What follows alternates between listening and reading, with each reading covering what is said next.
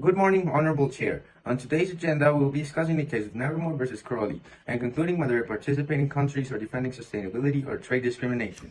Nevermore is promoting the production of green fuel, a biofuel made by recycling cooking oil that makes 50% fewer carbon emissions as it does to produce any carbon footprint emission.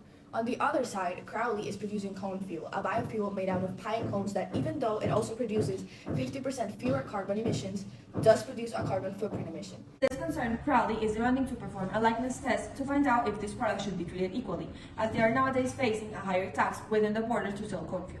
This, following that the likeness test is an important factor in the WTO jurisprudence, as it helps to identify if the measures are violating WTO rules and articles of the GATT. If green fuel and corn fuel are found to be like products, any regulatory measures that treat them differently must be justified based on legitimate objectives. This includes the principle of national treatment, which is Article 3 of the GATT.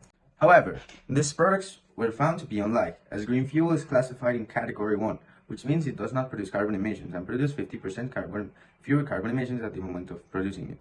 So, it has a 10% tax. And cone fuel is classified in Category 2, which means it does produce carbon emissions and produces 50% fewer carbon emissions with a 13% tax. They have different tariff classifications on the Nevermore system of 8 digits. The likeness test is as important as it is the tool to identify if these products are like or not, meaning if they should follow the same measures and pay the same taxes or tariffs. In this case, not.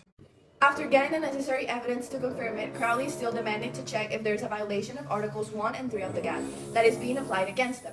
Regarding Article 1, this article ensures equal opportunities to export and import for WTO members, with the measures enforced at the border, such as there should be no discrimination. Also, if it exists any extra help, it should be extended to others immediately. In this case, Nevermore applies different taxation rates to corn fuel and green fuel, as these products are not considered like.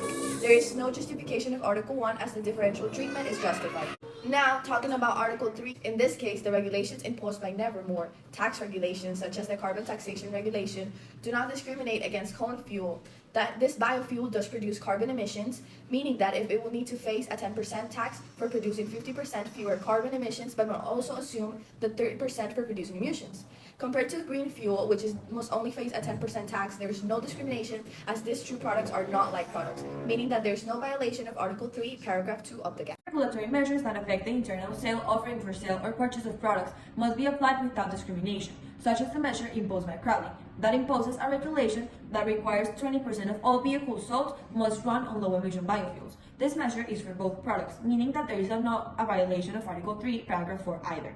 Nevermore introduced a regulation for mandatory eco-labeling of products that use biofuels based on the production process and are divided into the categories that were previously mentioned. It is fundamental to determine whether the regulatory measures that Nevermore and Crowley are taking towards biofuels follow the WTO articles.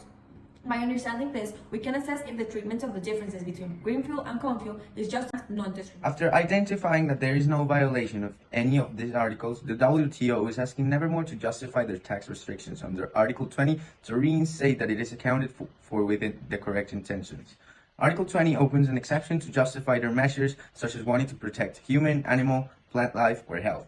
If the measures are not justified, it is classified as chapeau. Nevermore is imposing a tax that affects cone fuels, as they contaminate with their carbon emissions and that affects biodiversity. Their breeding resources that are part of their source of income. In tourism, contamination is also affecting the breeding cycle of the red fox, and the Nevermore East oak tree, which represents the country.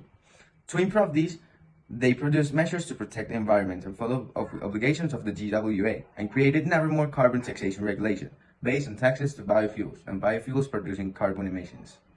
For this measure to be justifiable, they must pass the necessity test if the measure imposed is needed or doesn't follow the desired objective. By imposing this measure, they are preserving their nature and animals, which makes it justifiable since they are basing their taxes on protecting the environment and the income that comes from those. As the last measure, Crowley requested to compare their case to U.S. shrimp, as they believe that their measure is not justifiable. When comparing the case of Nevermore and Crowley with the U.S. shrimp, we can conclude that the U.S. shrimp case was unjustifiable, as they implemented the wrong measure to justify their actions, by developing a certification system that did not involve Puerto Rico, which was the country in debate. While Nevermore was able to prove that their measure is indeed justifiable, as they're protecting their biodiversity, avoiding the approval of a corn fuel converter that would decrease the price of corn fuel and, as a consequence, increase its sales, which will continue affecting Nevermore. After losing the appeal, Crowley was suggested to implement a non-market strategy that would allow Crowley Machinery Inc. to be able to access foreign markets, in this case, Nevermore. For this, it was suggested that the company is to develop innovative technologies for cleaner energy solutions and improves energy efficiency. This strategic initiative not only meets environmental sustainability, but also positions the company as a leader in the transition to a cleaner and more efficient energy environment. For example, using a different energy source to produce corn fuel, which makes zero carbon emissions, would make it both Category 1 and worthy of not violating Nevermore Section 66.6 and having their patent for the converter, as it would not leverage the environment anymore. It would benefit both Crowley Machinery Inc. and Nevermore's market by bringing cheaper fuel to the market that does not harm Nevermore's biodiversity. After analyzing all the relevant aspects of the case, the WTO was able to file the following report, which was summarized with the purpose of sharing with the Ministry of International Trade. It is crucial to adapt these measures in the case of Nevermore versus Crowley, as it defends sustainability and it is approved under the WTO law.